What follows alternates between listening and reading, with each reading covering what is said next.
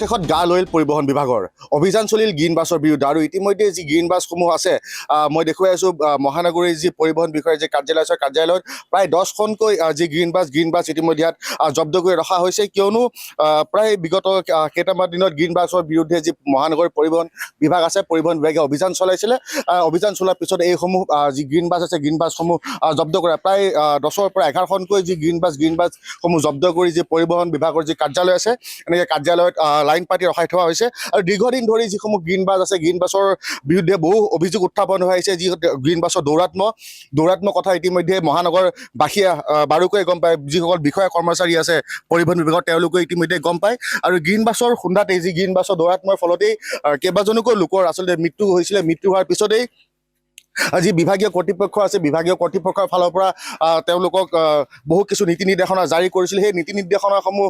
উলংঘা কৰা বা নীতি নিৰ্দেশনাসমূহ নামানা যিসমূহ বাছ আছে যি গ্ৰীণ বাছসমূহৰ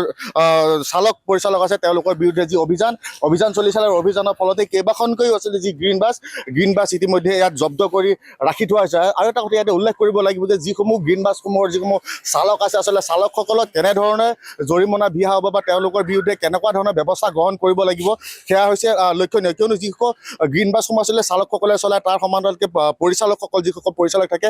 পৰিচালকসকলে এই গোটেই দিশসমূহ চায় আৰু যদি সমাজলৈকে চাবলৈ যোৱা হয় যে গুৱাহাটী মহানগৰীত যদি চোৱা যায় যে গ্ৰীণ বাছৰ যি দৌৰাত্মক কথা কাৰো ক'ব নালাগে দাদা যদি অকণমান যদি কথা এটা যদি সুধিবৰ কাৰণে চেষ্টা কৰোঁ যিহেতু আপুনি মহানগৰবাসী আচলতে গ্ৰীণ বাছৰ উপদ্ৰৱসমূহ কেনেকুৱা ধৰণে আপোনালোকে দেখা পাইছে ৰাজধানী মহানগৰীত গ্ৰীণ বাছৰ উপদ্ৰৱটো দেখা পায়ে আছোঁ সদায় ছিগনেল নামানে তেওঁলোকে এখন থকাৰ অৱস্থাতে পেৰেলেলি আৰু এখন ৰাখে ছাইডেদি বেলেগ গাড়ী ওলাই যাবৰ কাৰণে ৰাস্তা নাথাকে ফলত পিছফালে দীঘলীয়া জাম লাগি যায় তেওঁলোকে কাকো কোনো মানে ৰুল ৰেগুলেশ্যন নামানে সেইখিনিয়ে আৰু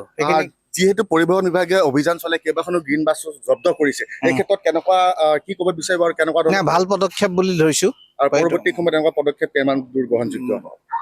ল'বতো লাগেই অকল গ্ৰীণ বাছৰ বুলি নহয় আইন নমনা সকলোৰে কাৰণে একেই হেৰি ল'ব লাগে অকল গ্ৰীণ বাছ বুলিয়ে নহয় আইন নমনা বহুত মানুহো আছে ৰাস্তাত হয় আৰু এজন আছে মই তেওঁৰ পৰা কিছু কথা জানিব চেষ্টা কৰিম দাদা যিহেতু গুৱাহাটী মহানগৰী আৰু গ্ৰীণ বাছৰ আচলতে ক'ব নালাগে এটা অত্যাচাৰ বুলি ক'লেও অত্যাচাৰ চলি আছে এনেকৈ তাৰমানে স্কুটাৰখনো পাছ হৈ যাবলৈ সিহঁতে জেগা নিদিয়ে বাকীবোৰতো বাদেই দিয়ক সেইটোতো আছেই আৰু কিছুমান মানুহ যধে মধে য'ত ত'ত পাৰ্কিং কৰে সেইটোৰ এডভান্টেজ তেওঁলোকে লয় কিন্তু গ্ৰীণ বাছৰ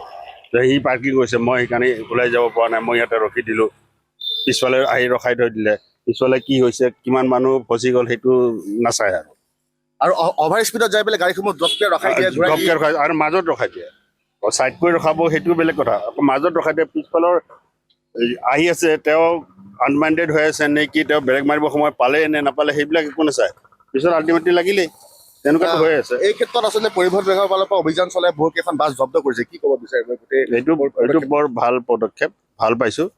চৰকাৰে কৰক তেনেকুৱা আৰু গ্ৰীণ বাছটো আছেই তাৰপিছত আৰু বেলেগ বাছো আছে কিছুমান এইটো ক্ষেত্ৰত কিছুমান মই স্কুল বাছৰ কথাও ক'ম স্কুল বাছো তাৰমানে বহুত এনেকুৱা ক্ষেত্ৰত কি কৰে কিছুমান স্কুল ভান আছে সৰু স্কুল ভানবিলাক অভাৰ স্পীডিং তেওঁলোকৰ থাকেই এনি টাইম আৰু ক'ৰবাত ইমানকেইটা ল'ৰা ছোৱালী লৈ বাছ এখন স্কুল বাছ বা স্কুল ভান এখন আহে তেওঁলোকে ক'ৰবাত ইমান ঘপককৈ ব্ৰেক মাৰি দিয়ে পিছৰ ভিতৰৰ ল'ৰা ছোৱালীকেইটা কেনেকুৱা অৱস্থাত আছে তেনেকুৱা বহুত ইনচিডেণ্টো হৈছে দুখ পাইছে বহুত ল'ৰা ছোৱালী সেইটো এটা ল'ব লাগে মোৰ মতে গ্ৰীণ বাছটো আছেই সেইটোতো যেতিয়া অভিযান আৰম্ভ হৈছে চবৰে ক্ষেত্ৰত হ'ব লাগে এনেকুৱা নহয় যে অকল গ্ৰীণ বাছেই কি কৰিছে আৰু আছে ধন্যবাদ জ্ঞাপন কৰিছোঁ আৰু ইতিমধ্যে দেখিবলৈ পাইছে একাংশ মহানগৰবাসী আচলতে তেওঁলোকে ভাল পাইছে কিয়নো যিসকল আচলতে প্ৰতিদিনে মহানগৰীত যি গ্ৰীণ বাছ আছে গ্ৰীণ বাছৰ যি দৌৰাত্মক ইয়াৰ ফলত যি অভিযান চলিছে অভিযানৰ ফলত কিছু পৰিমাণে হ্ৰাস পাব বুলি তেওঁলোকে ইতিমধ্যে আশংকা কৰিছে আৰু যদিহে এনেদৰে অভিযান চলি থাকে বা অভিযান চলি থাকে কিন্তু তেনে সময়ত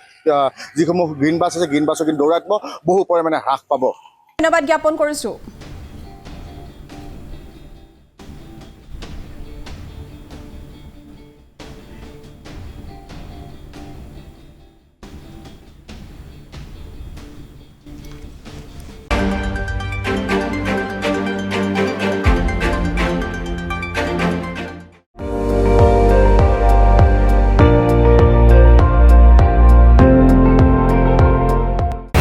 আপুনি চাই আছে ND24